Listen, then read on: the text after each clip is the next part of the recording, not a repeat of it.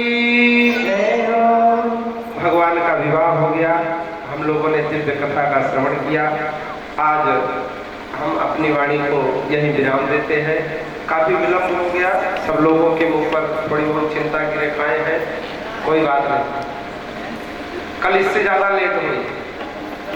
कल राम जी के जन्म भी है, राम जी के विवाह है, राम जी का पूरा चरित्र है। आप ये समझिए कि मैं चौथे स्कंद में हूँ, 5वां स्कंद, 6वां, 7वां, 8वां, 9वां, 5 स्कंद पूरी करनी है। तो आप लोग बढ़िया कमर कस के कल बैठेंगे, कल खूब दिव्य आनंद आएगा, राम जी का विवाह प्रसंग होगा। अपनी वाणी को यही विराम करते हैं, एक भजन सुनेंगे और उसके बाद आरती की थाली तैयार कर लीजिए, आरती करेंगे, आगे का प्रसंग हम कर देंगे। बोले वृंदावन बिहारी लाल की, श्रीमद् भागवत महापुराण की जय हो।